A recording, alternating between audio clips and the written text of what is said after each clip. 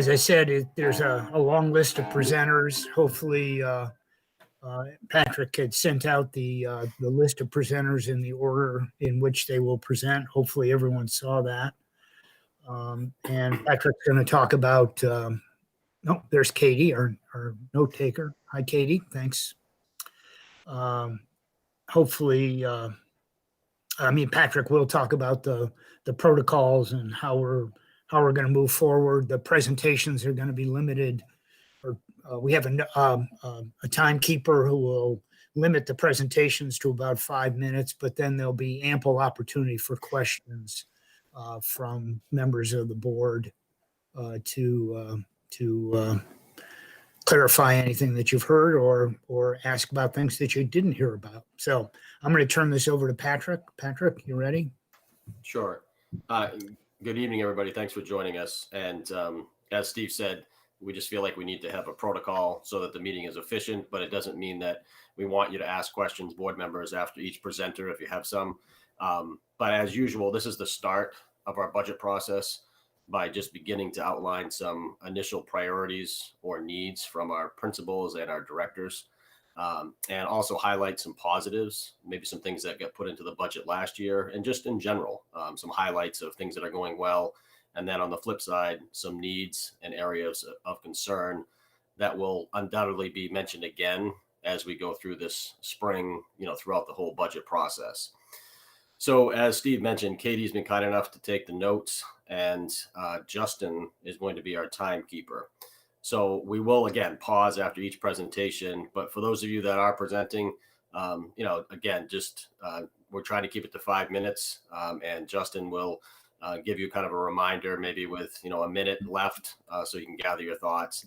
Again, in order just to be efficient, we can certainly add to our notes if you forget something or something didn't get put in. So without further ado, we have a lineup here. I think all of you have it, but we'll start with, unless there's any other questions that anybody has before we do start. You good? Okay. And interrupt anytime. But I will start with Tim Harkins from Food Service. You out there, Tim? I am. I'm right here. Okay. Can you hear me? I can. All right. I'll be quick. Positives for food service this year is the fact that we've had the ability to adapt and maintain meal service, or at least offer meals throughout the district. I know, during the pandemic, remote learning is an option for food service. Remote feeding doesn't work for us.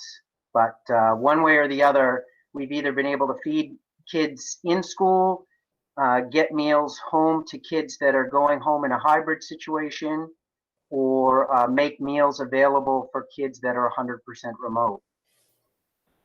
In terms of looking at the budget for next year, just generally some equipment needs, small dollar items. We're looking at replacing dishwashers at Phippsburg and at Dyke Newell. Bigger dollar issues, maybe not for next year, but down the road. The walk-in cooler and freezer at Bath Middle School at some point is going to need some serious attention in terms of the insulation panels and the structure itself. Things that we're going to be looking for next year, hopefully some new sources of revenue, and I'm going to get to that in a second. And depending upon the new Morse High School schedule for next year, we may need an additional person. I've been having conversations with Eric about this. Just to do a little bit of budget comparison for you folks, this year versus last year, we're typically bringing in an extra $25,000 or $40,000 a month. We're not seeing that this year. We're not doing, a la carte sales. We don't have 100% of our population in the schools. And for the most part, Wednesdays, until just recently, there were no students. So revenue is way down for us. In terms of expenditures, just 4 comparisons. Last year, on food, at this point, we would have spent 121,000. This year, we've spent 56,000. In terms of non-food items, last year we spent 14,000. This year we've spent about the same. A lot of that has been disposable items, packaging, things like that. And then in terms of salaries, those have remained somewhat stable. Last year at this time, we would have spent 143,000. This year to date, we've spent 130,000. I have offered work to my staff on those Wednesdays when there is school in session. Some have taken us up on it. Some have chosen not to get paid for those days. So that's my presentation. That's what I have for now, unless anybody has any questions. Any questions for Tim?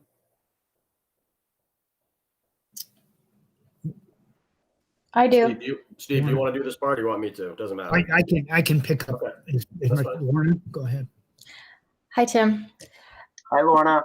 Can you tell me, you broke out a little. You said something wasn't working. Did you say providing lunches for fully remote hasn't worked? Is that what you said? No, you know, what I was saying is remote learning for the district works. Remote feeding doesn't. Oh, I can't feed somebody over the computer, so right. I've got to get them food one way or the other. Gotcha. Delivery has not been optimal, but we have made opportunities for folks to pick up meals, and we've had some staff step up that have connections with families that have done some deliveries. Okay. And then how many staff, I know we'll be talking in March, but how many staff do you have right now? Give or take. I want to say 17. Okay. I have six head cooks. 11. Yeah, around 17. Okay. Thank you. Thanks. That was it. Okay. Tim, just a question. Where we have returned to 100%, and I realize we don't have much, you know, I mean, Phippsburg really is our in terms of length of time is our one example there. The other schools, you know, Woolwich, not so much time has passed. Do you see, are you meeting your budget targets as when students are back in the classroom, you know, or I mean, No. is the fall off solely a function of hybrid, or are there other dynamics going on that are? It's primarily a function of hybrid. I mean, when you only have 50% of the students in the district, those are the only people you can feed. But to get directly to your point, you know, we've seen Phippsburg back now at 100% for a while, and our numbers are hovering around 56 lunches a day and 52 breakfasts a day. Now that's interesting given the fact that we are now feeding all kids at no charge. We still have a number of families that just aren't participating. Phippsburg in particular had been one of our highest percentage schools participating in breakfast. At one point, we had nearly 100% participating for breakfast. Now I think enrollment at Phippsburg right now is somewhere around 99, 96, 101. Sandra could correct that. But, you know, right around 100, we're feeding just slightly more than 50% of those students. I think Yeah, we I have guess- fewer students than that, Tim, because I think you're including the remote learners. That could be right. I don't know how many you actually have attending in school. Thank you. I think it's around 80, 85. But even with free, you know, holding that out, you're still finding people who aren't participating, I guess. So. Yeah, and I think, you know, it could be for a number of reasons. We're not able to offer the variety that we had in the past. Because of scheduling, our lunch periods are much shorter now than they had been in the past. I think families in general, in the pandemic, being concerned about their kids and the health and welfare, making lunch for them might be one thing that they have control over. And so they continue to stand by, making meals for their kids instead of letting them eat at school. There's a host of factors. I will say I'm in communication with other directors throughout the state, and our numbers are not unlike what other communities are seeing in terms of participation under the 100% at no charge. Yeah. Okay. I think that's a good answer. I mean, there's still a lot going on in food service aside from the effects of COVID. So. Correct. And just keep in mind quickly that, Bath Middle School, Morse High School, we generate a lot of revenue from a la carte sales. Students that are coming in and, buying a sports drink or beef jerky or just a slice of pizza, something like that, that's been taken away from us. And without that, that's a big revenue stream for the district that we just don't have access to. Yeah. Okay. Thanks, Tim. Yep. Tim, one question. With this change in how meals are paid for, are we going to experience a reduction in our Title I qualification? I don't.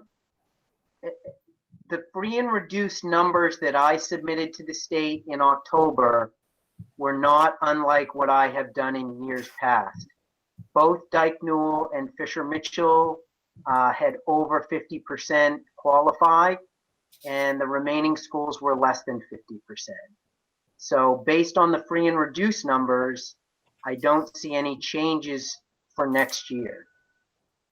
Okay. And the other question was that last year you had for equipment expenses a mixer at Woolwich Central School. That was one of the things that you were looking at going forward. Did that get replaced?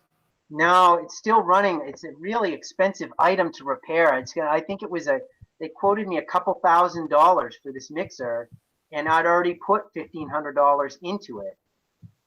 So, I stay in touch with Joanne. We do annual checkups on all the equipment. The company was just in over Christmas break, and that mixer is still running. We will replace it. I may pull the one from Morse and bring it over to Woolwich as a backup, so that in case that one fails, I do have something to fall back on. Okay, thanks. You're welcome. Any other questions for Tim? Lou has joined us. So I'm going to try to keep us moving because that's, if we go 15 minutes for each person, we're going to be here pretty late. So I don't want to stymie questions. I just want to keep it moving. So any other questions for Tim? All right, we move to Dave Richardson, facilities maintenance. Hi, everybody. And thanks for having me early because then I can get up. Can you turn up your... Dave, can you turn that up? Still can't hear you. It's that fancy speaker you got. When have you ever had to say that? How about now? No, I still can't hear you, Dave. You're kind of muted, Dave. Old school. How about now? Nah, there you go. Plug that thing in. All right, you're on the clock now. All right, I'm on the clock. So my positives is obviously my charm and personality, but I want to thank for the CARES money. I knew you'd like that, Pat. And I'd also like to for all the work we got done.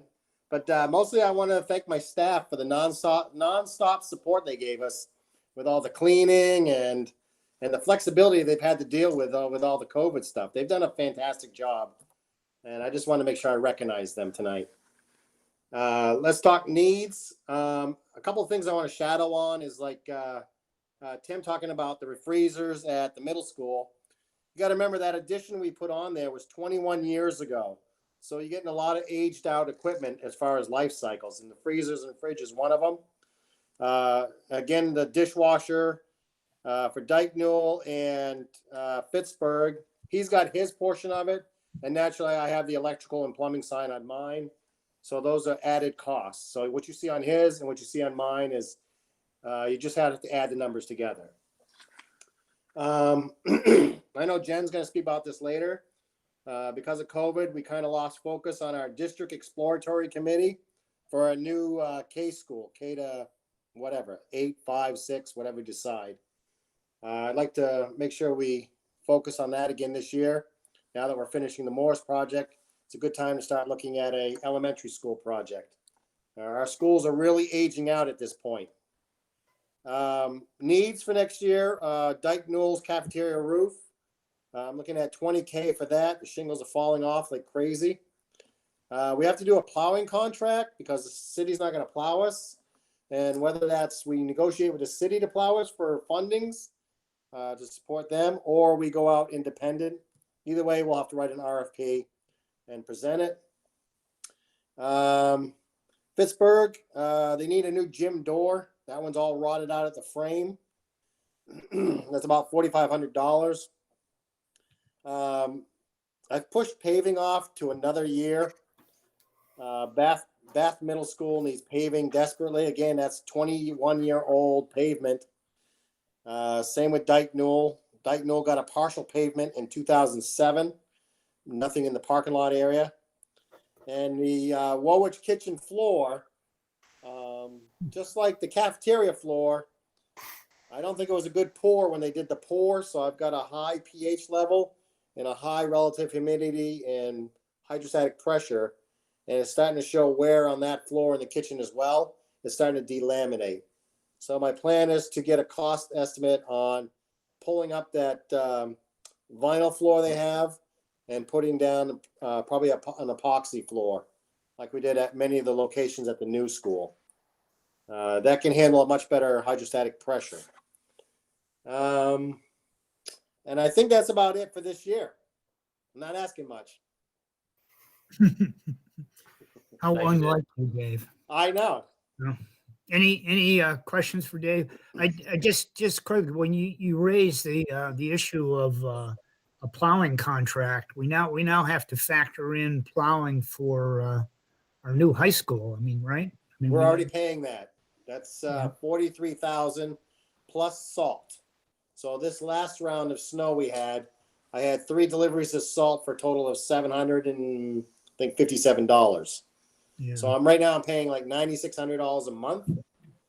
So I'd kind of like to get some snow just to kind of justify my contract, but I can't. I'm not the weatherman. So Okay. Yeah. Questions for Dave? Yeah, Just- Jen? Dave, last year, the Woolwich Central School windows were on your list. Has that been all resolved? There were some window problems there. those windows were resolved, but I have problems with other windows. They're still cracking and breaking. I think I've lost 3 this year, and it was 7 last year. 7 or 8, I can't remember. Thank you. Yeah, it's not a Okay. high item. Just more of a nuisance. Yeah. No painting. What about summer? Any summer projects that you're thinking of? Or Right now, I just want to get the new school up and running. So my focus is really there. I'll have a summer paint crew if COVID allows it. And summer work as always. I got to do a shakedown and see what the bugs are for this new building before we, go too crazy, too deep on another building. Yeah.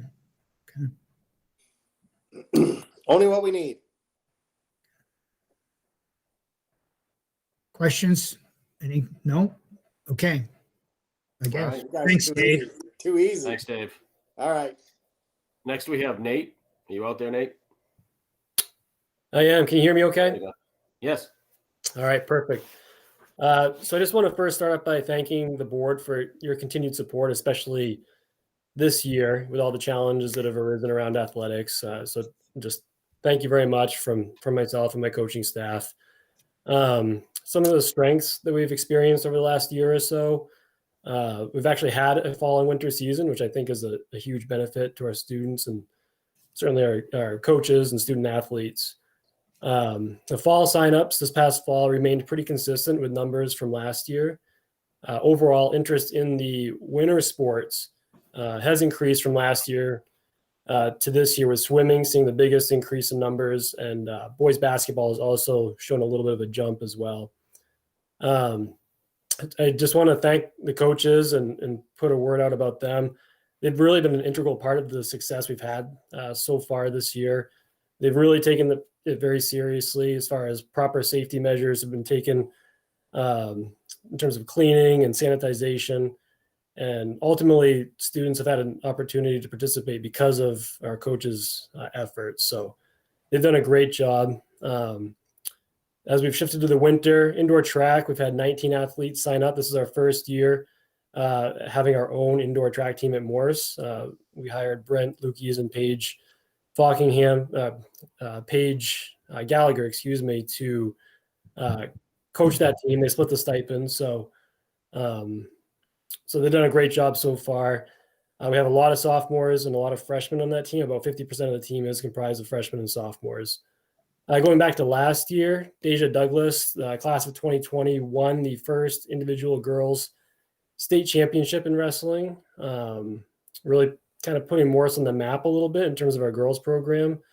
And then this fall, our boys cross country team won the KVAC Class B conference championship.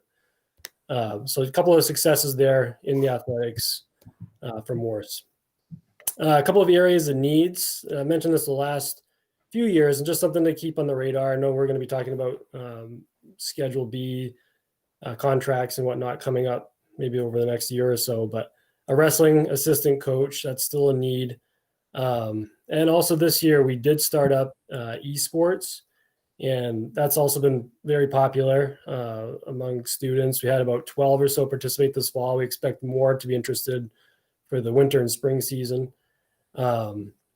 So just a small stipend, I think, for those two coaches that lead that program. It certainly does not need to be significant. They work about 2 to 3 hours a week, maybe on average with that group. So, and then just talking about bigger needs coming up, we're looking at a pole vault pit for our outdoor track team. Ours is roughly 15 years old. It's in pretty rough shape.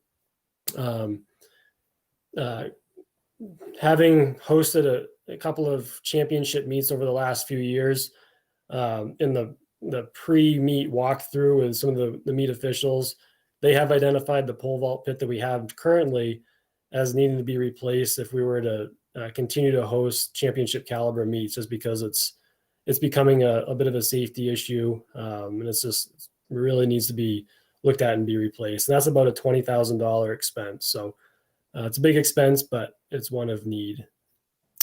And that is all that I have for you. If you have any questions for me, I'd be happy to answer them. Thanks, Nate. Questions for Nate? Anybody? I have a quick Lorna? one. Yeah, Lorna. Hi, Nate. Hello. If we were to host a championship event, if we have a new pole vault pit, what are revenue opportunities? Do those go right to boosters? Like if we have concessions or anything like that, how does that work? I've never been to one. Yeah, that's a good question. So we do obviously run the Snack Shack in a normal year. And for any championship meet, whether it's a conference meet or a state meet, Snack Shack revenue is typically about $5,000, and that stays with the boosters. Mm-hmm. So that's the revenue there for a state meet. The MPA basically puts on the state meet. They charge about $8 per ticket for an adult. And then that revenue goes back to the MPA. And then anything we would charge at the gate for a conference meet would stay with the conference, with the KVAC. Could you repeat that last one? Sorry. Sure. So anything we would charge at the gate for a conference championship would Mhm. just stay right with the conference, with the KVAC. Okay. Okay. Thank you. You're welcome. The pole vault pit is down on McMahon Field, right? Yes. Yep. So and this is just a general question, maybe not appropriate for this, but how do we share those costs with the city? Because we don't we don't own that facility. Yeah, generally. usually it's a, Deb can chime in too, but usually it's a percentage because we are the primary users. And so, like, for example, when they redid the track or they resurfaced the turf, we work with the city to work out a formula that makes sense. So Okay. we pay them an annual fee, and it increases when, upkeep needs to happen. Okay. Yeah, and they're a small fee, like bases on the baseball diamond or softball diamond. That's something that the city would pick up because it's more than just Morse that uses those fields. But things like a pole vault pit, we are the only ones that use that. So that's a fee or an expense that would come to us. Yeah. Okay. Any other questions for Nate at this point? You're not planning or going to propose to add any more sports at this point? Any new sports? No, just the two stipends, the small stipends for the esports coaches. We managed this year basically to get by on running that program for free. It hasn't cost us anything to run it this first year, but they have put a little bit of time in. I think just keeping them engaged too, maybe a small stipend would be good. But as far as adding programs, no. Okay. All right. Thanks, Nate. Not. Thanks, Nate. All right. Next, we have Dean. All right. So looking at the current year, thank you. Basically, most of our efforts this year have gone towards COVID-related activities and the new school. We're looking at all the new systems that we brought online and trying to support staff and families in the different modalities that we're using, in-person, hybrid, remote, just supporting the new systems. We have a lot of new digital resources for them, lots of software that they're using that we haven't used previously or that we've expanded the use of, as well as a dramatic increase in the number of student devices that we're supporting now that we have student devices both at school and at home, depending on which grade levels that we're talking about. So that has been a really significant change, as it has been for everybody. Beyond that, most of our efforts are spent trying to get ready for the new school, moving into the new school, helping with training, helping with the system setups over there, and working with the different involved groups just to make sure that project is making progress on the technology side and that we're pleased with it. So this has really only been possible due to the really terrific team that we've put together with your help. Our newest member, Jake Rothwell, started in the fall, as I mentioned once previously, and really jumped in with both feet. And so thank you to the board for supporting us in the creation of that position and the funding of it. It's hard to imagine where we would be had we not been able to bring that person on board, because even now we're at a daily ticket volume of about 150 tickets a day, which is still more than double what it would normally be at this time of the year. So, I mean, at one time we were up around 500 tickets on a daily basis for a team that's typically in the 50 to 80 ticket range, depending on the time of the year. So pretty significant. As we look at the challenges ahead, obviously the new school, learning all of those systems and making sure that they're really up and working the way that people need them to be. I think that the learning curve there and the tweaking that goes into that is going to require a significant amount of time. And some of it you just can't do until it's up and running. We're running into that right now where, the vendor brings up a system to a certain point, and then it's really not until we start to use it and interact with it that we're able to help refine how those systems are going to work. In the upcoming budget year, we have the next 4-year lease for student devices. Our student Chromebooks are now at the very end of their usable lifespan. And so that lease, we typically just renew. We roll that over into a new 4-year lease. And the beauty of that is that our budget for that equipment expense is, it goes up a little bit every time, but generally it's a very small increase because we've already got that in the budget on a regular annual basis. Other planned expenses that we've been taking that we're going to need to continue with basically are things that we picked up during COVID. We use Google Enterprise, which we basically upgraded our Google licensing feature for that. It gives us enhanced video conferencing, management tools, and security tools. It allows us to do things like perform investigations and pull phishing and ransomware and things like that. Those messages that get by the filters, as soon as we find out about them, we can reach out and remove them from users' inboxes before they have the opportunity to click and get themselves into trouble. And as I said, it also provides enhanced video conferencing tools, things like breakout rooms and raising your hand and polls, and basically Google Meet is constantly evolving with new features, and that upgraded license gives us access to that. The other thing that we're looking at is we're actually piloting implementation of a new classroom and remote digital management tool right now that allows teachers to basically have their student class in front of them, whether that student is remote or present, and they can push their screens out to students. They can even do things like help students by focusing. They can push 3 or 4 or 5 tabs out to students with different resources. And then for the duration of that session, limit the students to, they have to basically be in one of those resource tabs. So there are new tools that we're taking a look at there, as well as enhanced filtering. That continues, especially now that we've got so many devices in homes in the K-5 grouping where we never had previously. We continue to try to look at our filtering and make sure that we're doing everything that we can to protect our youngest students with their internet access. So those costs, the Google Enterprise is roughly $6,600 a year. These classroom management and filtering tools are just under $10,000 a year. And those are our big, successes for this year: COVID and new school, and for next year, new school and these new systems to support students. Good. Any questions? Any questions of Dean? Questions of Dean? I know this isn't a time to make a pitch for something, but any thought to recommending a new position, an integrator for the elementary kids? Well, yeah, there's no question that if you look at the organization and our resources and what we put into, we do a very fine job of providing the tools and resources to staff and to students. Where I think we have real room to make a difference is how to use those tools most effectively. And that's the role of the integrator. All of us pitch in. We have a great staff. We have a great teaching staff who try to help one another. When we send them to training, they come back and they share what they've learned.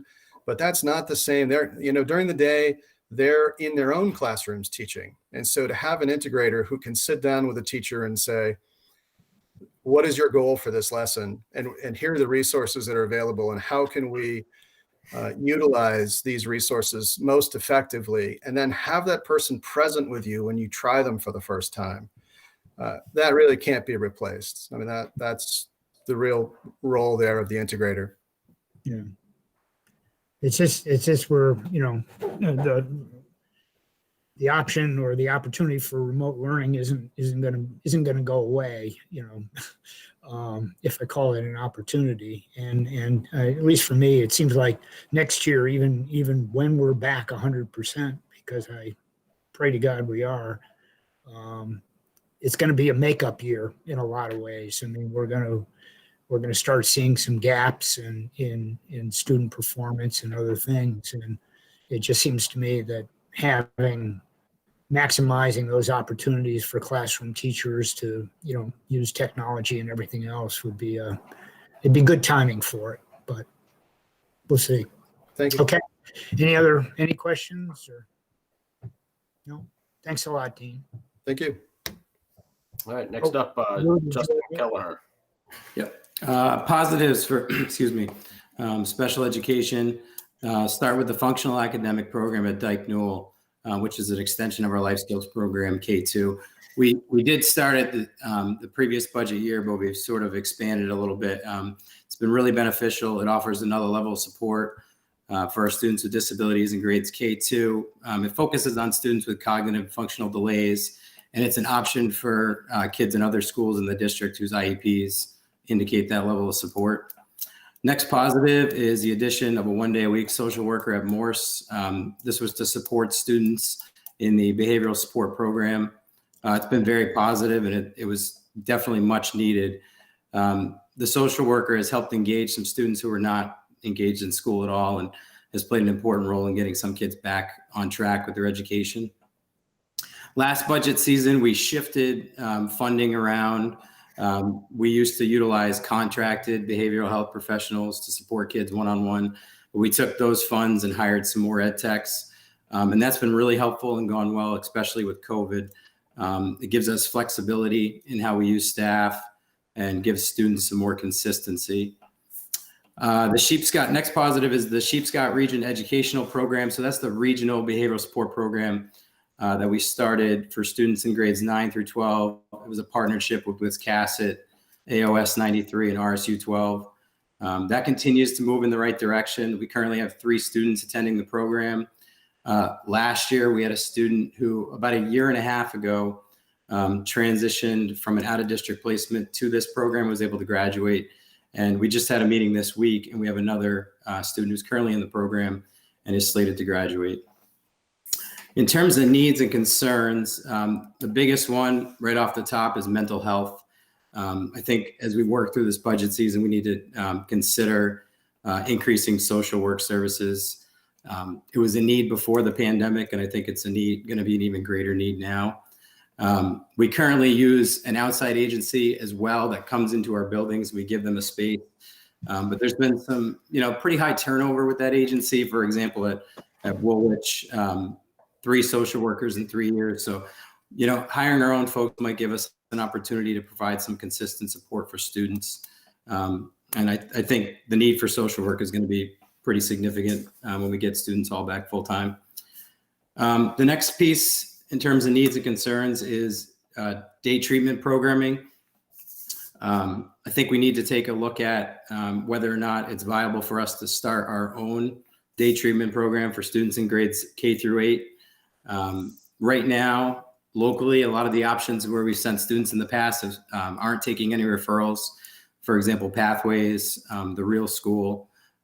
We currently are busing students as far away as Lewiston, Randolph, and New Gloucester for day treatment programming. So there's a pretty high expense with that, and there's a reluctance of families to have their students travel that far to meet their needs.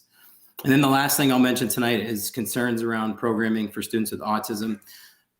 We currently have about 40 students with autism in the district, and they're programmed for in all of our programs, our resource room programs, our behavior programs, our life skills programs. But I kind of have this vision that we would have possibly a consultant on staff to work with individual teams that have students with autism to help develop some plans and to provide some professional development around how to support those students. So that's all I got. Thanks, Justin. Any questions for Justin? Jen? Justin, thanks. Is there any funding if we're like increasing all of these social services to our children? And we're actually not a social service organization, we're an educational organization. Is where those services come from, typically from the state, from DHHS, from other services, are we getting funding from them to help provide these services? I mean, I guess the direct answer there would be no for our district social workers. And just a little bit of a difference is our school-based social workers, while they do work on obviously mental health pieces, they're really a lot more focused on school engagement. Some of the outside folks are more clinical in nature, and our staff can certainly do that when needed. But when we contract with Sweetser, it's a little bit different type of service than we have offer through our school-based services. Okay. Any other questions for Justin? Lorna? Hi, Justin. Can you remind me what day treatment programming would be K through 8, and I know, again, we're going to meet in March and can ask more detailed questions, but what would that be with all the? Yeah, in a nutshell, day treatment programming is programming that our students receive out of district. So it's for kids who have like emotional and behavioral needs that cannot be met in the public school. Okay. Yeah. Okay, I'm sure I'll have plenty more questions when we have longer sessions. Thank you. Well, let me just follow up on Lauren's thing. So, I mean, if this is even remotely being discussed, I guess, I mean, do we have space available to support a program like that? I'm just not. Although, that's a great question. All those things would have to be figured out and be part of the expense. It definitely would have to be a space that was, at least somewhat separated from the regular public school setting. So, the space would definitely be a factor. Okay.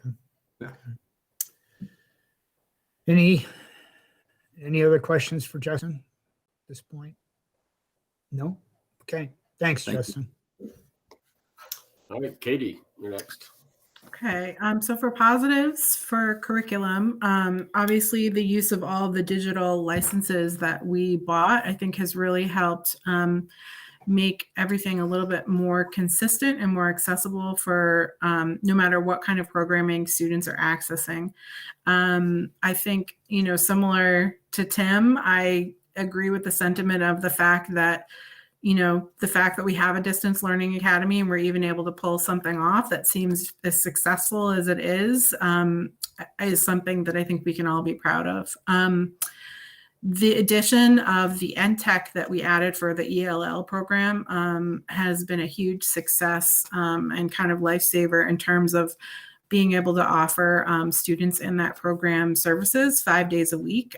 So we really feel like we're not just getting by, but have the right amount of staff for the population right now. And that feels really successful. And I would say just the addition of our social emotional learning program that these are kind of two things we started last year, but carry over, as well as our new Fontes and Pinnell books. I just continue to hear positives about, even in this climate. And so I think that those were pretty big purchases that continue to sort of just carry on in the classrooms, no matter what model we're in, which is great.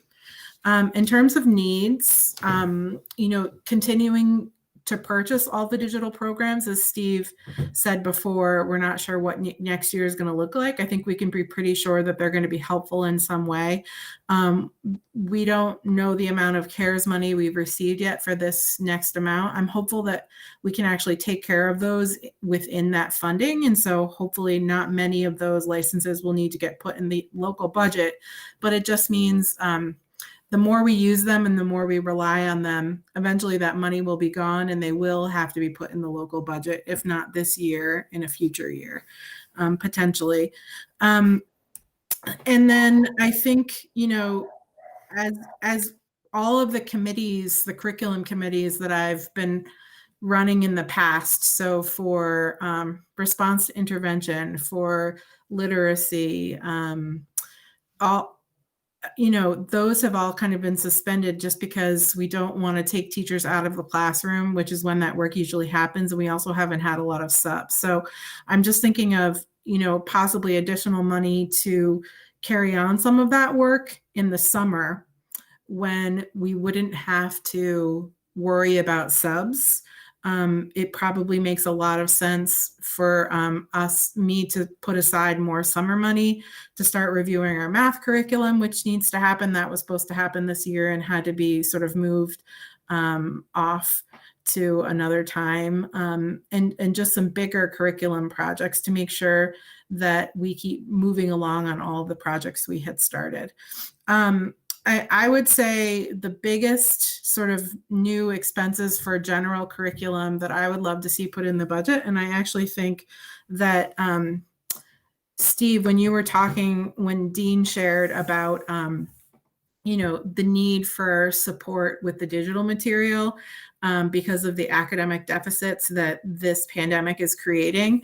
I very much worry about that and actually see a solution being the addition of one instructional coach or possibly two instructional coaches if we could ever hire that many people. But an interventionist works with students who are in need. An instructional coach works with teachers to help train them in interventions for students, in curriculum for students. And many districts have these staff on their payrolls instead of farming out to consultants to train their teachers, because instructional coaches can go into a classroom and model how something is done.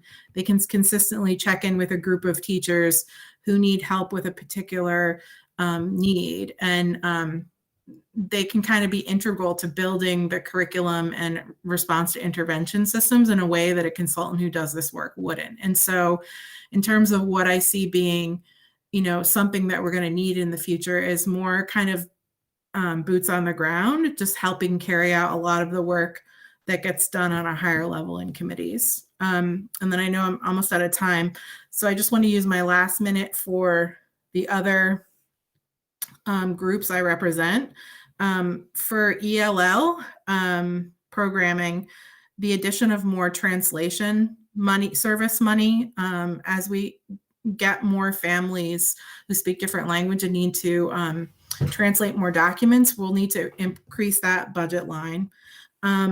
For the nurses, I think one thing we've seen just this fall, and especially right now, is a need for them to have more support in terms of a sub they can call on more often. I'm not sure how that would look. Right now, we have a substitute that works at Woolwich who they use, who's also their nursing sub, their main go-to. But she's kind of pulled in two directions where Jason really needs her to cover classes, but the nurses also really need her. Thanks, Justin. And so I think just looking at that model and how we can better support the nurses if their workload continues to be this large in terms of just contact tracing. And then finally for gifted and talented, we've had on the sort of tier 2 desires for gifted and talented for a while to add another GT teacher.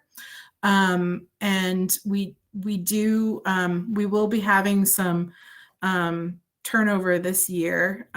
Judy Harvey, she hasn't put it in writing, but she's fine with sharing it. It's pretty public in terms of who she's shared this with, is planning to retire this year, which means that we'll have to basically redesign what GT looks like a little bit. And so I think this is a good time to think about what that program should look like and what kind of staff we should have on hand, since in the past, last year and this year, sort of 2/3 of our GT staff has retired. And I think it's a good time to think about what we want that to look like moving forward.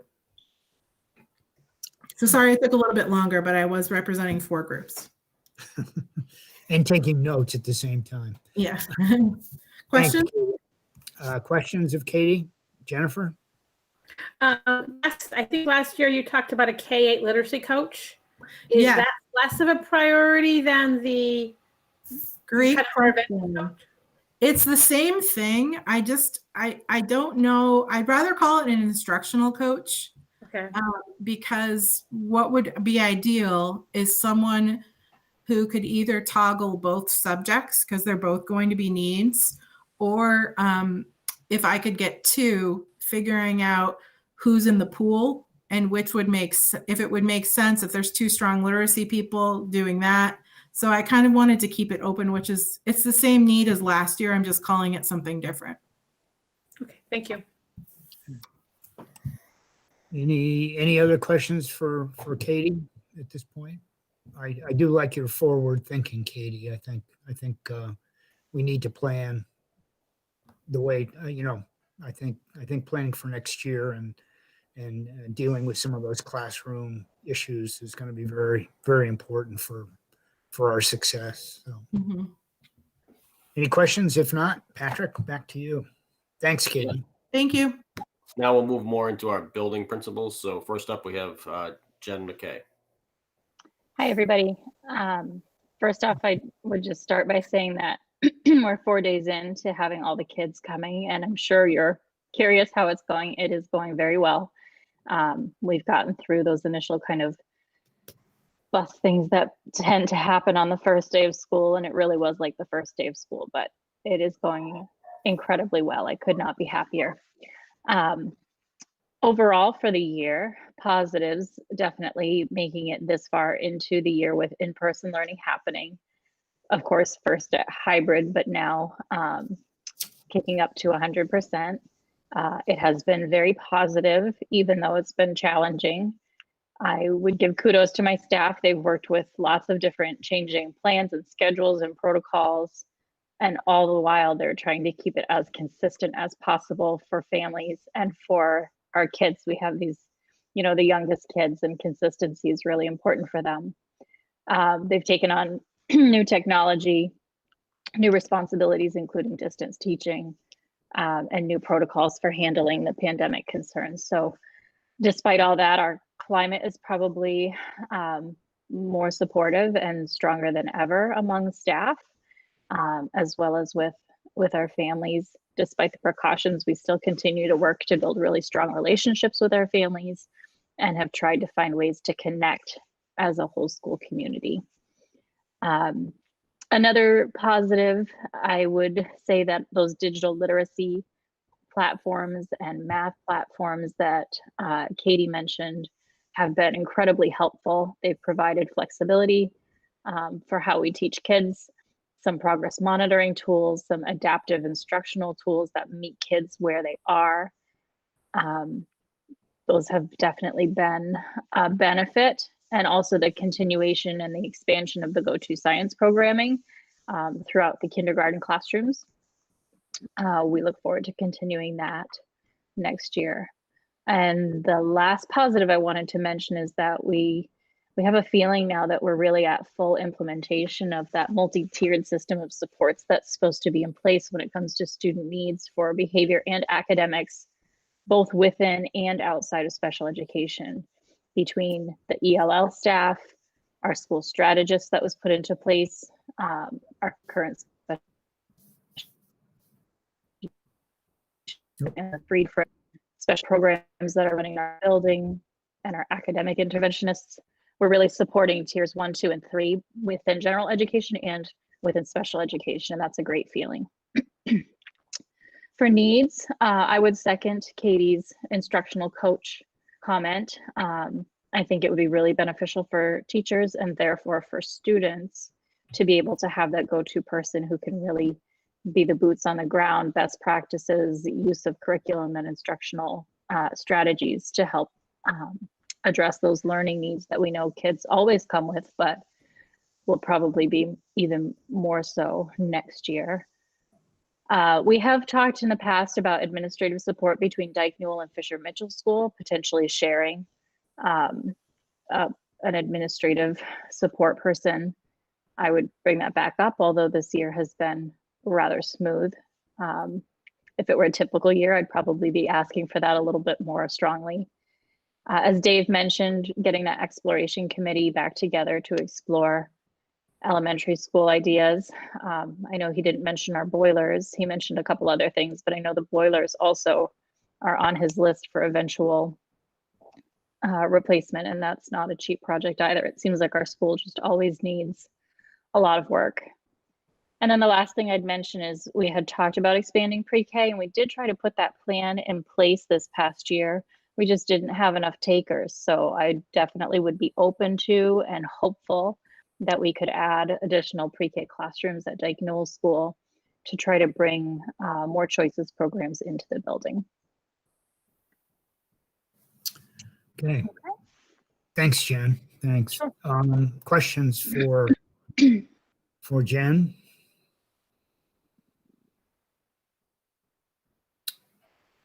Obviously very excited about your 4 days of 100%. That's great. Thank you. It is great. Yeah. Any questions? No? Uh, Lorna? Can I Lorna? just ask a clarification? Jen, did you say, your audio broke up just for a second. Did you say that administrative support might be something that you might consider once you're back in the full 100% normal year? Yeah, so Ross and I have talked with the A team and the board in the past that while our schools as a standalone don't maybe warrant another administrator, when you look at the two combined, it can be quite busy and quite a lot of work for the individual administrators. And so perhaps looking at a shared position to help with that. Gotcha. This year has been a manageable year. Perhaps because half the students are there. But for example, I've had 0 behavior slips. I've had 0 bus slips. That is not typical. Right. And that often adds up to a lot of work on a more typical year. Okay. Thank you for clarifying that. Absolutely. Just Jen, just quickly, are you finding, you're still seeing benefit of pre-K in terms of early intervention? Absolutely. Yeah. Okay. It is always helpful to be able to get to know the students before they hit kindergarten. It is an introduction. I think for the kids who do come through the pre-K program, it's a much better introduction to what school is like. And so there's not as much of a adjustment for them. They're more comfortable when they come to kindergarten, but we also have a real good sense of what they've been taught and how well they've learned it so far. And to have that insight is incredibly beneficial. The other piece that I would add is we get to know if there are students who need extra, who need more, and kind of do that early identification and get those supports in place, because we know the sooner you get those supports in place, the better off. Yeah. Okay. Thanks. Any questions for Jen? No? Okay. Patrick. Thank you, Jen. Next up is Ross. Hi, everybody. Justin, did you start my timer? Because I was going to start my own. So I actually have more positives. I just like to focus on. Some of these were budget neutral additions, and some of them over the past couple of years were actually budget additions. Having the third special ed teacher has been even. So our third special ed teacher, actually, because we went COVID this year, we went half remote. We only were able to utilize that position for about 6 weeks, but even in that 6 weeks, it was a phenomenal change in what we were able to do because being able to schedule the kids for their appropriate services, delivery of instruction, getting the kids to and from their regular classroom to their special ed classroom, the transitions, all of that was phenomenal.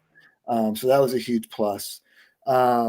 I'm sure Jen could jump back on if she wanted to chime in, but I would also echo, I would just add that our NEST program and her behavior program that we've been building up for the last several years, we're seeing huge benefits. We're not, while we still have behaviors, they're much more manageable. You don't hear and see it in the building as much. So those are all like huge pluses that I really can't say enough about.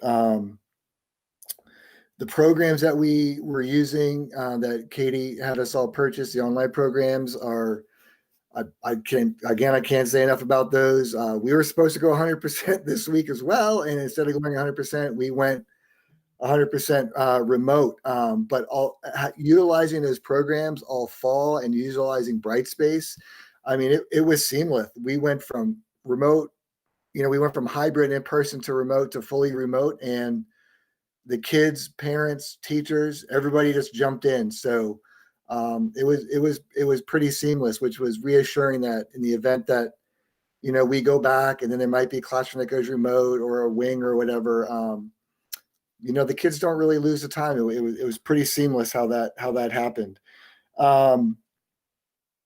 So as far as all those go, I think those are huge bonuses. I would echo what Katie mentioned about ELL. The addition of ELL has made us feel at Fisher Mitchell that it feels like we have ELL there all the time, even though we don't, because all the kids are getting their needs met. So, so that's another huge plus. As far as needs go, I would definitely say keeping the third special ed teacher. And so it's not really a need; it's just maintaining. And this year we had two grades of 4 teachers and 1 grade of 3 teachers because of the bubble. I was checking in with Dyke Noah. It looks like we need to, we remember that we're probably going to have 4, 4, and 4. But again, it's hard to tell like this early.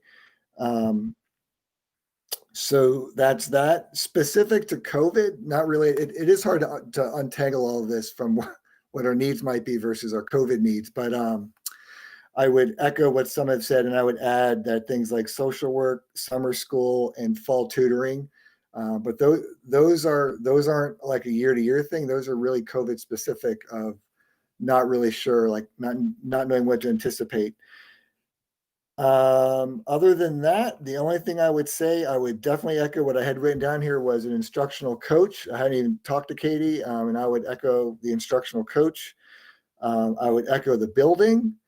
And the one thing I would add is looking at our busing funding, because it is always a challenge when you got one set of buses that have to go to Dyke Noah and Fisher Mitchell. So on any given, in a normal year, some of the buses are really packed, and the timing of when they get here can be difficult. So if there's any way to look at having a set of buses for Dyke Noah and a set of buses for Fisher Mitchell.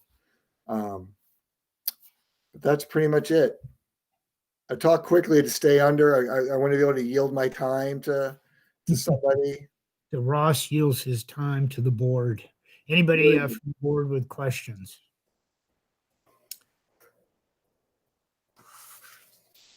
Yeah, Lorna?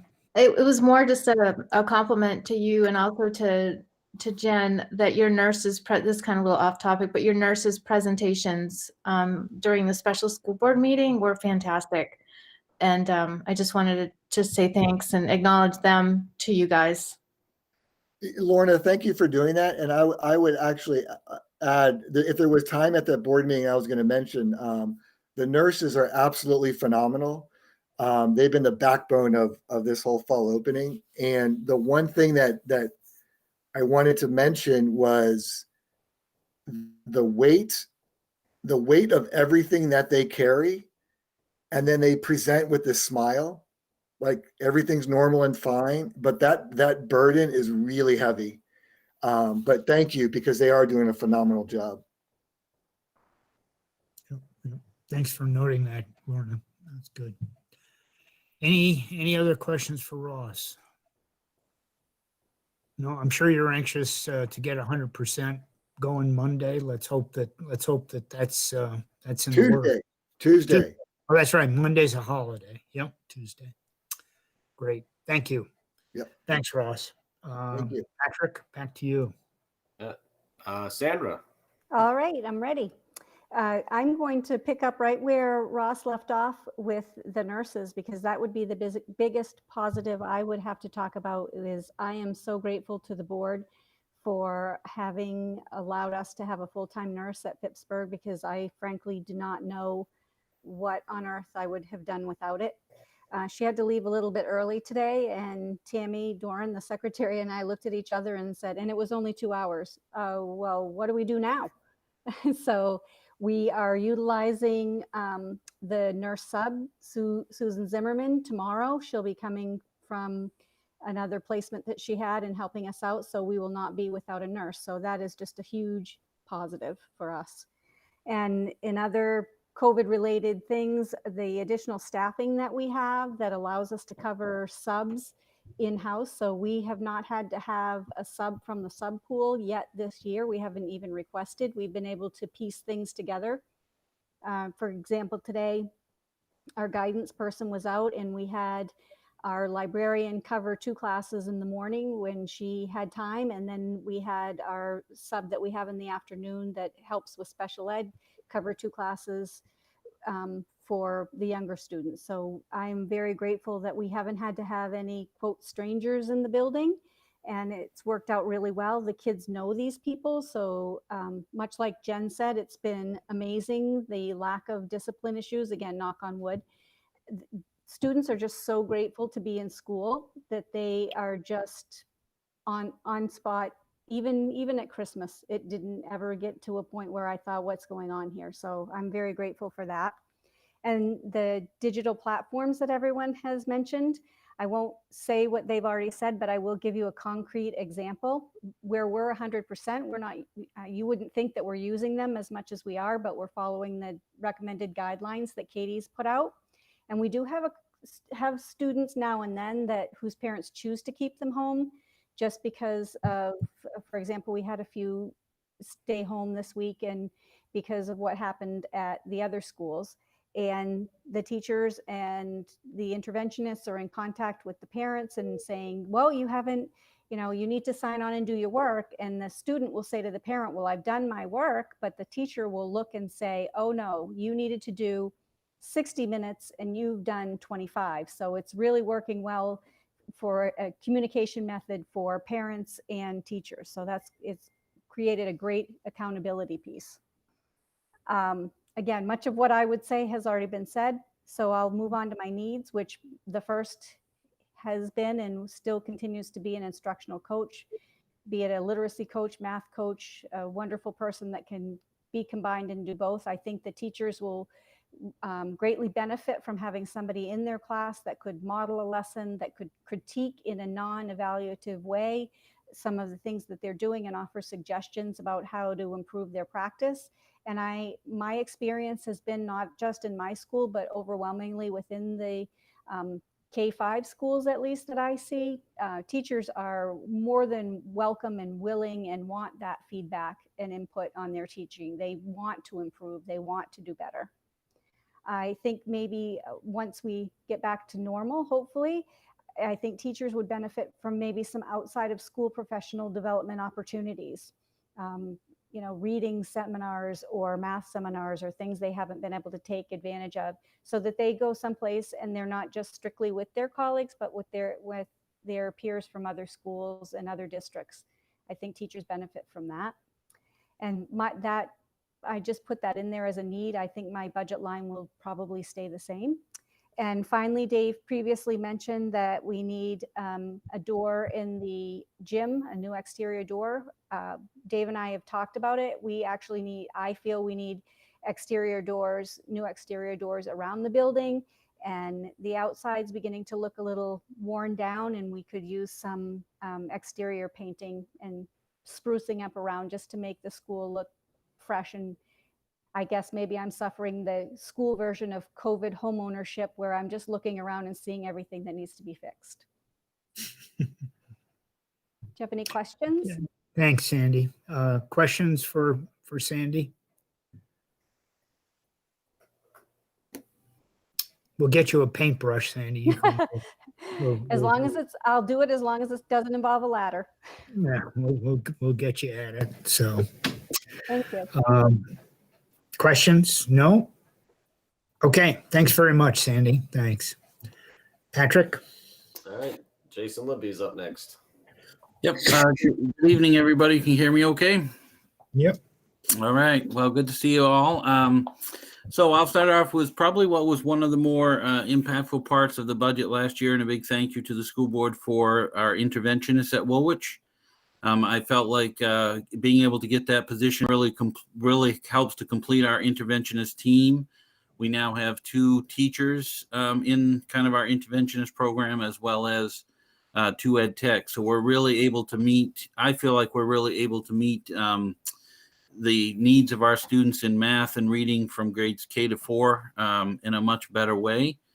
Little did we know at the time, that where we would be, but, the beauty of that is by having the 2 teachers, we were able to make some moves also this year to help get our students back full time.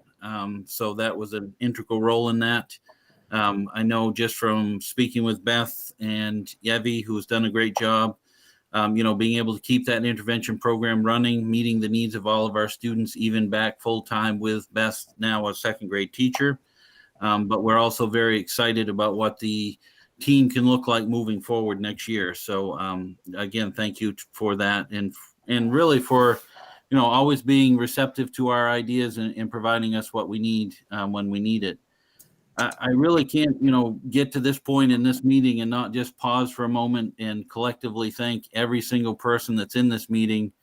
If you, as somebody who has now done a hybrid model, a fully remote model, and a full in-person model, it just takes every single one of us and the commitment. I'm just incredibly proud to be a part of this leadership team here in RSU1, and whether it's calling another principal and colleague to get some advice or to share an idea, or Dean and his staff, or Dave and his crew, always at the ready. Tim, working with Tim to get meals to our families. It's a complete community effort, I feel like, and I just want to thank everybody for that. And really, when you think back, all that we have accomplished, there's a long way to go, but all that we have accomplished is quite remarkable, really. As far as needs and looking ahead to next year, I think, the theme that I'm just going to continue with is just kind of that increased concern about, when we started this year, I told my staff that we were going to be, essential to the healing process from this pandemic, in terms of schools providing a lot of resources for that. And so I think, the instructional coaches that have been talked about are certainly relevant, and will help as almost like a tier 1 approach to all of our students.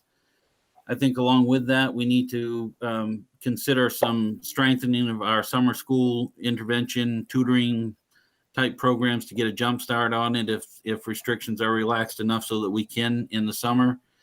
And then, just piggybacking on the social emotional needs, Justin referenced it, but now we have one social worker 3 times a week, Monday, Wednesday, and Friday. Thanks again to the school board support for that. So that's a consistent RSU1 employee. Beyond that, though, we have always had Sweetser as our social work service. We have had a different Sweetser counselor every year for the last 3 years. Within that, and when I say that's pretty strong in the sense that we've really had one for probably about 5 months out of one of those years, and then they disappear. And then, for example, we have an interview next week, and that's the first interview for my vacant Sweetser social worker since last June. So we really, it's really a need to do that. And then I'll just close with, I mentioned it at the AT meeting, and I know that it's going to be I don't know really, I guess I don't know where we will be with CARES money in our middle school and high school students. But that's where most of my attention at Woolwich is going to turn now that we've got our K-5 back fully running, and are comfortable, the transition in and out, well, I can't say out of, but the transition into being fully remote this week actually went much smoother than I thought. So I think we're quite prepared for multiple scenarios, but our middle school kids just need the social emotional opportunities, extracurricular activities, etc. So even if it's not 5 days a week, if we can't quite get to that goal, I just want to figure out how to provide some support to them as we make our way along. So that's it. Yeah. Thanks, Jason. Questions of Jason? Jennifer?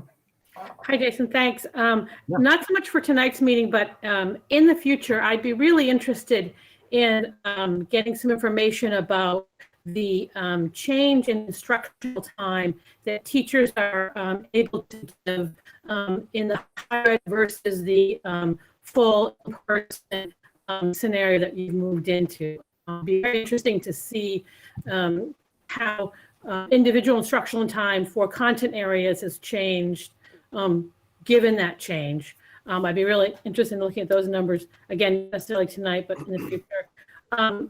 And I'd also like to know about that. Have you been able to keep the staff that's in the interventionist roles in those roles, or because when you went to full-time, have you been required to shift them out of those roles to cover other types of things? Have you been able to keep them focused just on those services?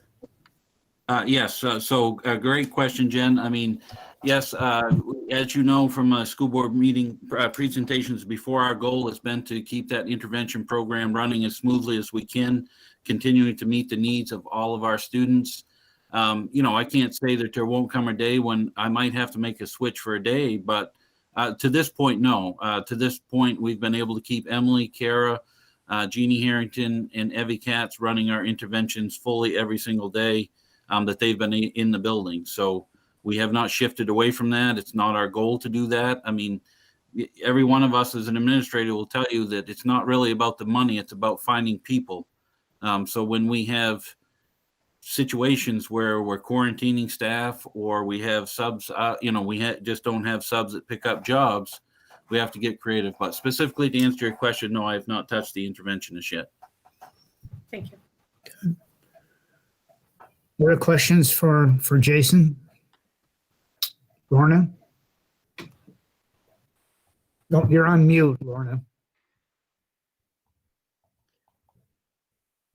Oh, now you've left the meeting. Well, I'm gonna until Lorna gets back. Let me just ask. Oh, Lorna's back. Okay. I hit the wrong button. I'm sorry. I kicked myself out. So we I've had a few people, a fair number of middle school parents contact me, of course. And I'm glad to hear that you're talking about trying to find some ways for those middle school kids to either have social, emotional, or extracurricular. But that would be this year. So are you talking about adding it for this next budget cycle that we're talking about? Or are you talking that this year as well? Well, I think that's a tough question, just given we don't know how it's going to look. I'm talking about immediately as far as, we're running our basketball skills and drills program. I've already talked to Shane, about how we can provide an intramural program that would continue beyond that. I'm working with Jennifer Jure, our new music teacher, to do some virtual and some remote band type things and get those going this spring so that we can start to get kids reconnected. And I do think that, it's going to take a while to recover. So I think some of it would be looked at possibly to continue into next year. I mean, some of this might be through CARES funding too. I'm just saying, priorities for Woolwich, that's going to be my priority is, I feel like we've got our K-5 kids and staff in a good place. And, I want to figure out how to offer more and push our limits a little bit with the middle school group now. Okay. And I don't know if I dare ask, but where's DC at? Is that just a no right now? Well, I'm not going to take them down there if we're going to have a riot in the Capitol. So that's going to have to, from a safety perspective, that'll have to be resolved. It's going to be back as soon as humanly possible. We did a wreath fundraising, our wreath sales, because that was one that we could do safely. And I intentionally did that just to try to maintain a connection to some of those things that are kind of the fabric of who we are at Woolwich. I've started to explore plans of how we can even offer to some kids that haven't been able to go the last 2 years. But we're going to have to just get clearance from a safety perspective to go first. Well, it's nice to know that you've certainly got it on your radar. Oh yeah. It's as you know, from living in town, it's a core to who we are. So it's so much bigger than just a class trip. It'll be back. Thank you. Yep. Any other questions for Jason? I just want to comment, Jason, you mentioned, Justin certainly mentioned the difficulty of securing consistent contracting with Sweetser, which I think part of, at least my understanding would be part of it is falls back on the state in terms of reimbursement rates and Sweetzer's decision on the presence it has in the area. And Jamie, maybe you have some insight on that too, but it just does seem to point to the fact that, if these are services we need, we can't be dependent on outside contractors. I mean, that just puts us at the whim of the state, at least in the case of Sweetser, the state and what they're willing to reimburse. And Sweetser makes a business decision on what kind of presence they have in the area. that's not something we can control. But we may have to take some of that in-house. I think you're right. So thanks, Jason. Any questions of Jason? No. Okay, thanks. Patrick? Next up, we have the sharp-dressed Brandon Ward. I do appreciate that Pat noticed that I kept the tie on tonight. I'm also wearing shorts, but we don't need to talk. So everybody can hear me okay? Yes. So positives, I think just the fact that we're still full-time hybrid model in the school at this point is a huge positive.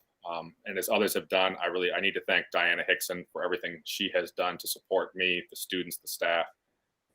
There is no doubt that we could not have pulled this off without our nurses. So thank you to her.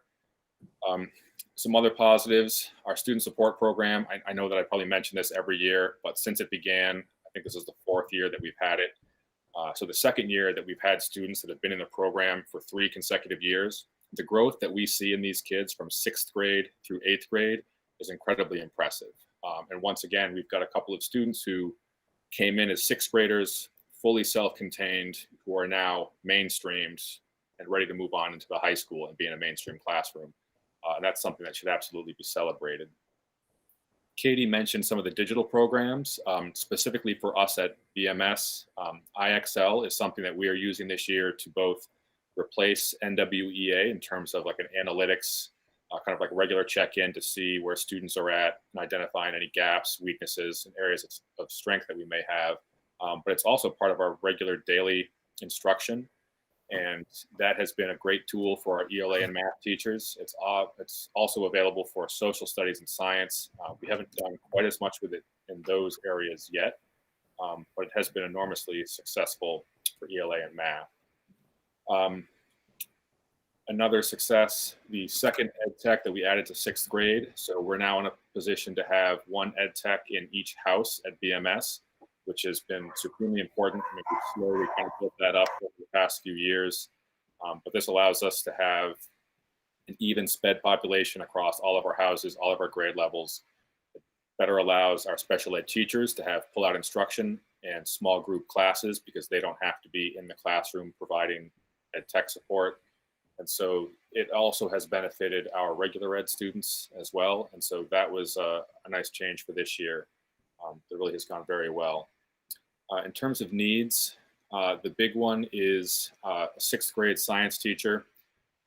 Many of you probably remember over the last few years that we made some changes to our programming. We changed from a humanities model to separate social studies and ELA, which has gone incredibly well. But in order to make that happen, we had to have some staff movement. And ultimately what we decided to do was to keep our tech ed program for a little bit longer until Steve Richards was ready to retire. And that led to us not replacing a 6th grade science teacher, Dave Cowie, when he retired. We've been able to get through this year, having just a 2-person house in one of our 6th grade houses. It's taken a lot of creative scheduling, if I want to pat myself on the back a little bit, and some teachers taking on a little bit extra. But I'm not sure that we could really go forward with that same setup.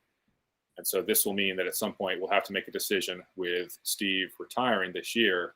Do we replace tech ed and hire an extra position to get the science position back? Or do we choose not to replace tech ed and use that position to fill this empty science position? I would love to keep tech ed. I think it's incredibly important for our students to have that ability to work with their hands. What it does for our kids to see them find an area of success like that is supremely important, especially for a middle level student. So I would love to be able to keep that and then add a science position, but I understand that that might not be realistic.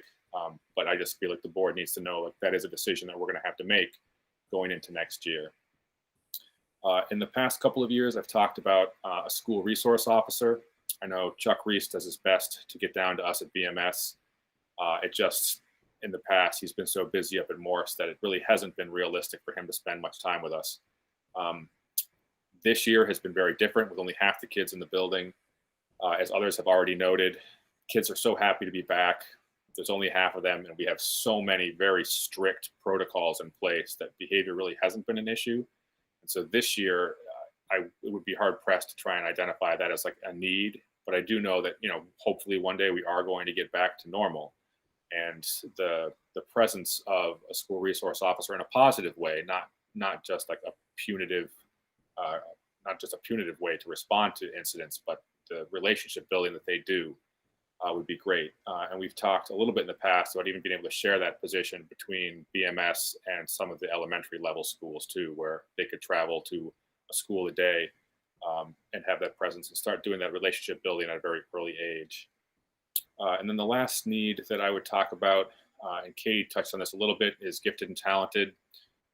We do a really great job at BMS covering math in our GT program, but ELA really has kind of been left behind, and it is just too much for one teacher to try and take on.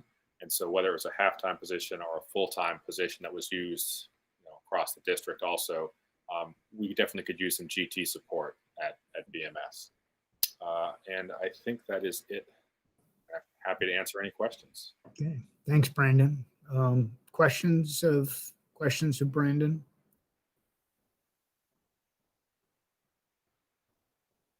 Not at this time, I guess, Brandon. Okay, thanks very much. Thanks.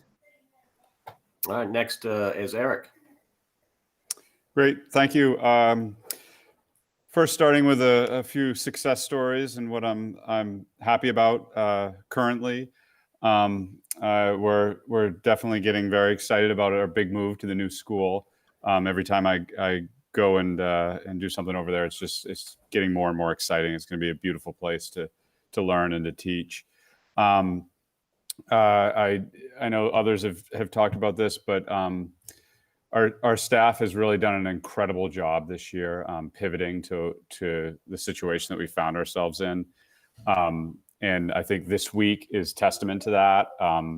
We had to pivot in a matter of hours to 100% distance learning. We were able to do that, and that's because of the capacity building in terms of infrastructure for technology and so on. So we've done a good job there, and I all of that takes a lot of work on the staff's behalf. So I thank them as much as I can. A couple of specific things. We initiated an AP capstone program in the 2019-2020 season or school year. I'm sure the board remembers that. And we've run AP that consists of two classes, AP Seminar and AP Research. We've run 2 years of AP Seminar, and we're hopeful this year that we'll have our this coming year that we'll add in AP Research. This will be virtually cost neutral. We can do it with existing staff. We just need to do some training, so there'll be some money that we'll have to spend out just for the training of 1 or 2 staff members. Our unified program, I think I talk about it every year, but it's just been a culture changing great program for us. This year last year we added AP Music in addition to the AP PE classes, unified PE classes and the athletic programs that we've had.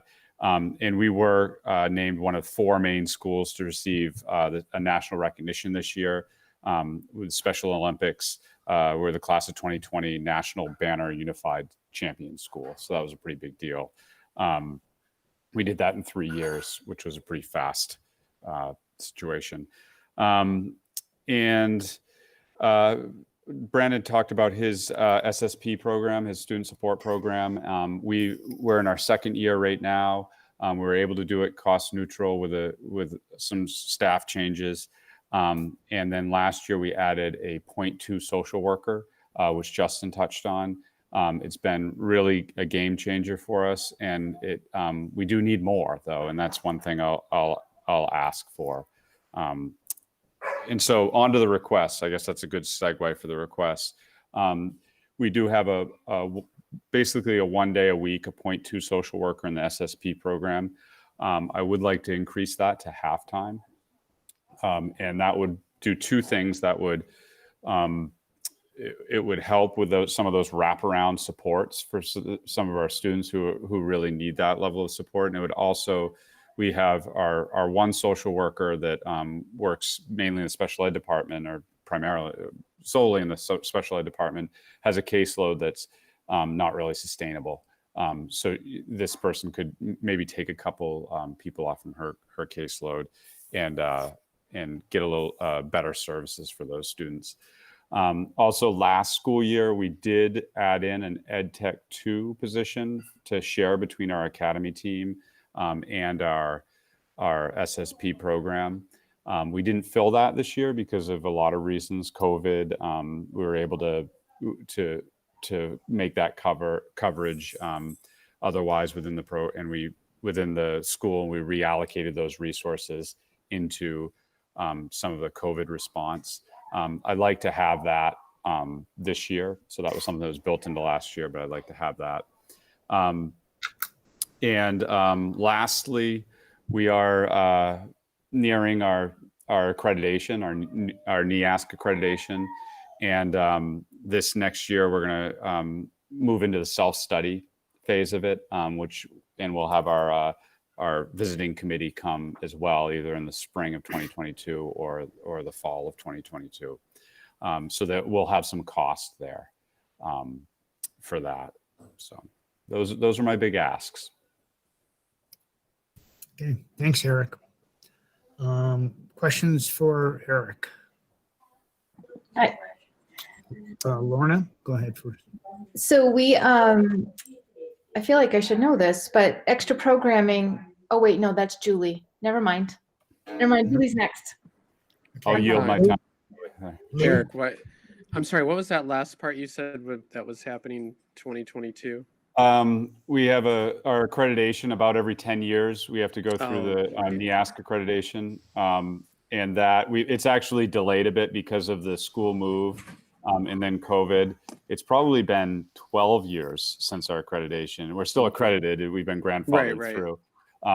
But I think we've pushed that out as much as we can. And it seems crazy, but as soon as we're in the new school, we're going to have to start that process. Okay. So. Okay. That's right. I remember you mentioned that before. Thanks. Yep. Questions? I do. I agree. I think the unified sports program has been an incredible success both for the RSU, and kudos to the folks who got that going, and for the kids who participate in that, of course. You also brought up the issue of the need for social work support, additional social work support in the schools. I don't know, Jamie, are you willing to from your other hat you wear? I mean, is this something that your group runs into as well with your kids? Yes, absolutely. I think social work and substance use counseling are things that we leave every meeting saying students in this community need. And it really gets in the way of their education and being able to attend regularly, focus on schoolwork. So, yes. Yeah.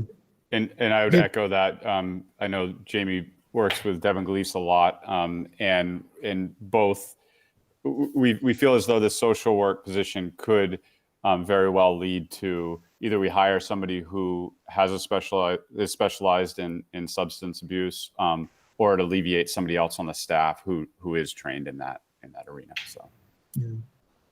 And I guess the question, we're not going to discuss it at length tonight, obviously, but the question I'm always left with is whether providing those services as a school-based service, as opposed to a service that we link to community-based organizations to provide. And I realize there's a resource squeeze out there as well. It's not that either of us are enormously funded, but it is a collaborative thing. I mean, there are things we can do in the school, but there are things that community-based organizations do and will need to continue to do, obviously, to identify those kids and provide services. So, I mean, maybe there's an opportunity for a a collaborative effort that and the Mid-Coast Alliance provides, part of that, support for that kind of collaboration for sure.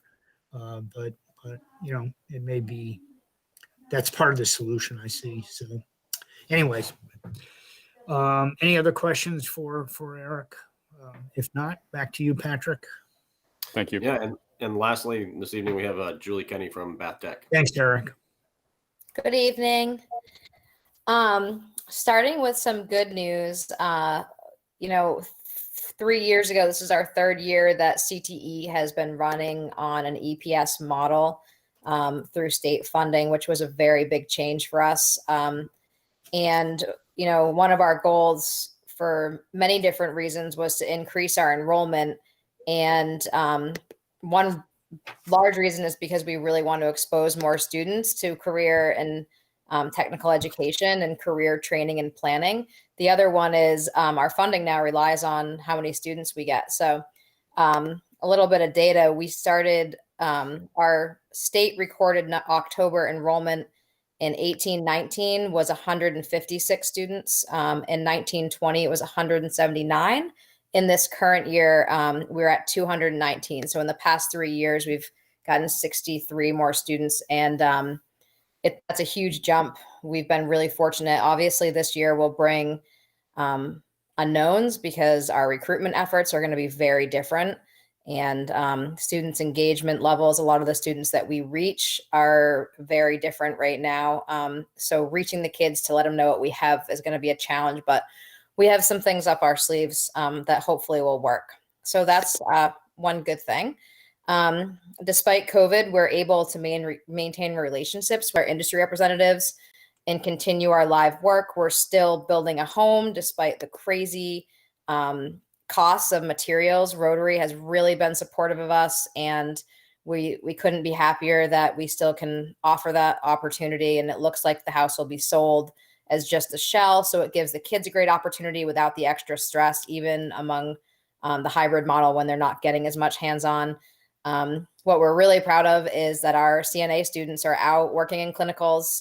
We have a great relationship with Mid-Coast Hospital. We're working in one of their residential facilities, and we are really hopeful that we're going to meet these hours, and we will have 8 to 10 trained CNAs certified at the end of the year.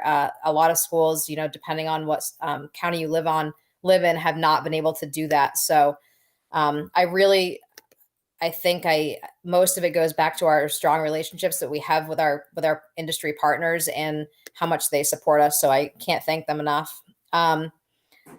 Our immediate needs for next year is going to be funding for cosmetology program that we're starting in the fall. We had a meeting with our superintendents and principals today, and I really think that this is going to be a great opportunity for students. This will be one of 3 programs out of 27 schools in the state that offer it. And it's a direct correlation to post-secondary training. We have students every year that go into cosmetology, and we just haven't been able to offer it. So that's really exciting. It's scary because we don't know what to project that we'll receive in funding from the state until we see our 279s. And I built my budget with the 2 instructors from the existing programs in the state and tried to be as frugal as possible and used grant money that we received earlier this year to front load a lot of our purchases. So hopefully that will go off without a hitch.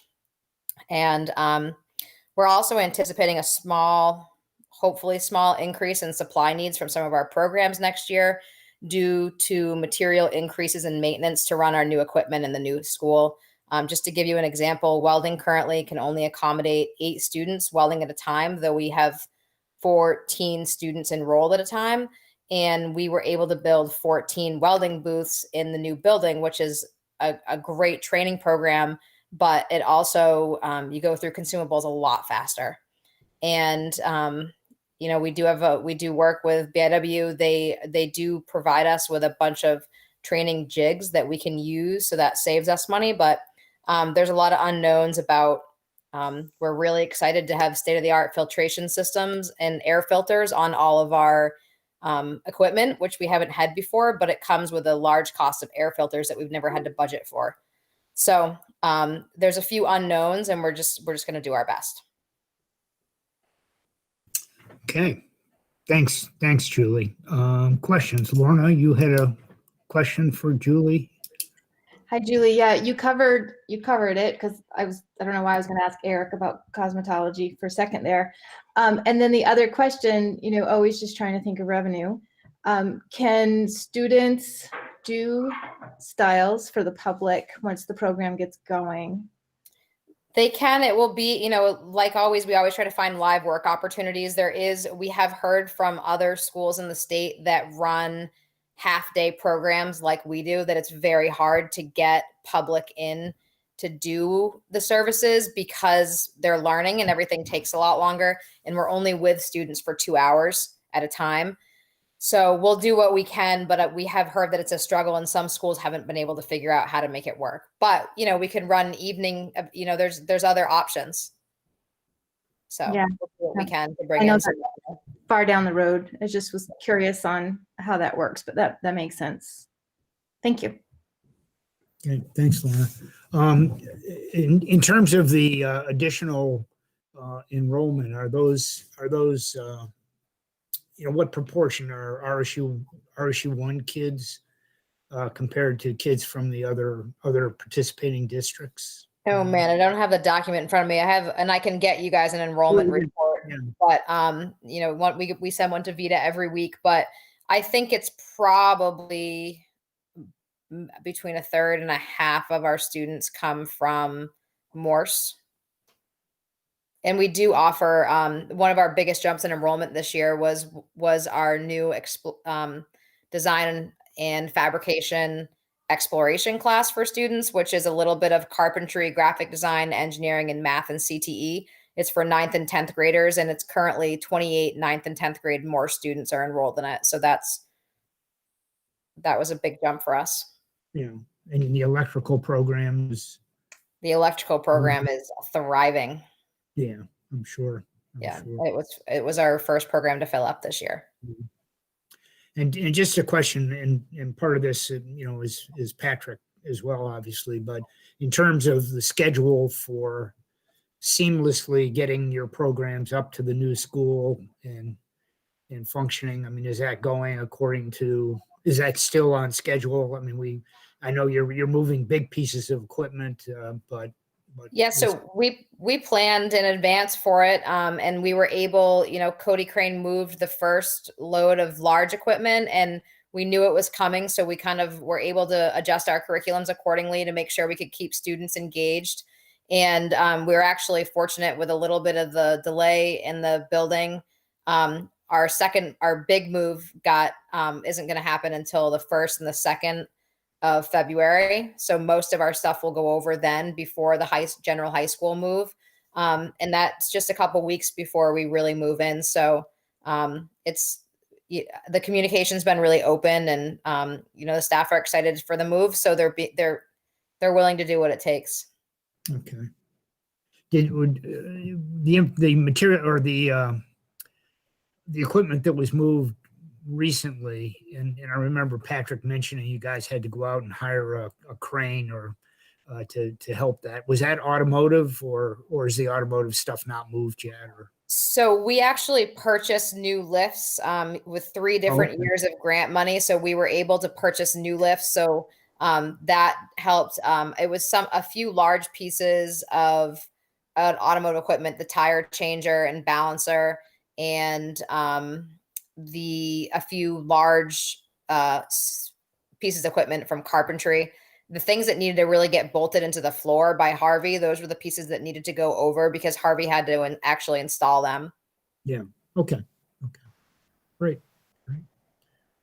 Any other questions of Julie? No, if not, thanks, Julie. Thanks. Patrick, any closing comments? No, I thank the administrative team and the board. I know we've had a lot of meetings lately, and there's a lot going on, but thank you for your patience tonight and your attention. Katie, we'll get the notes out, tomorrow. I mean, we'll look them over tomorrow, get them out to you officially to the board. And then the non-labor budgets are due at the end of this month. Secretaries will get those to Deb. And then again, the ad team will work the month of February to prioritize the budget and kind of, and then we'll, put together a presentation for you. And March will be here before we know it. Okay. Well, yeah, thank you, Patrick. Thanks, Katie. Thanks to all the ad team who presented tonight. We'll get the notes from Katie. They'll be posted. Maybe they're posted as I speak. Yeah, everybody can actually see the notes now. I'll just in the morning read through them one last time and clean them up a little bit, but they're all there. Okay.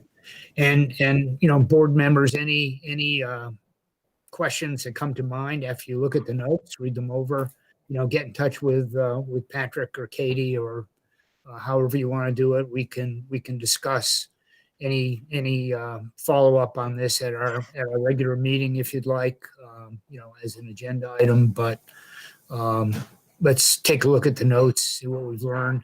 The March meeting is I think Jen asked the question. The March meeting is a more detailed, we'll get a more detailed outline of needs from each of the principals and well, for each cost center, not only the principals, but for each cost center.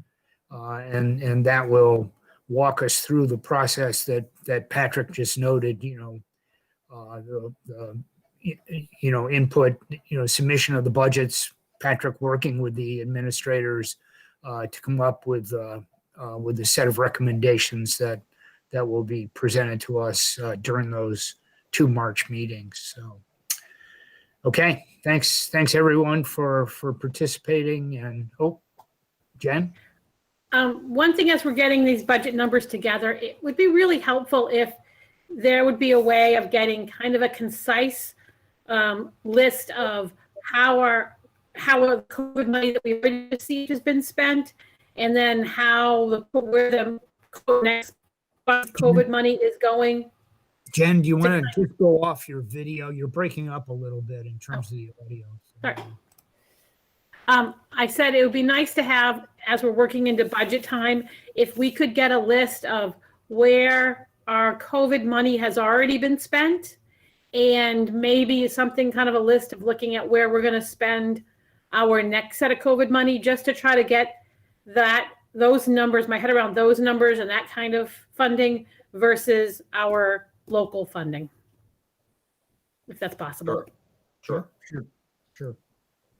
Thanks, Jen. Lorna, did you have a comment? No, I was just waving goodbye. Sorry. Oh, okay. Okay. Yeah, I'm sure, we'll be looking at those new CARES monies and what we still, I guess, from our finance meeting this morning, I think Deb indicated that we still don't have guidance, final guidance from DOE on how those funds can be applied. So we're still waiting on more on that.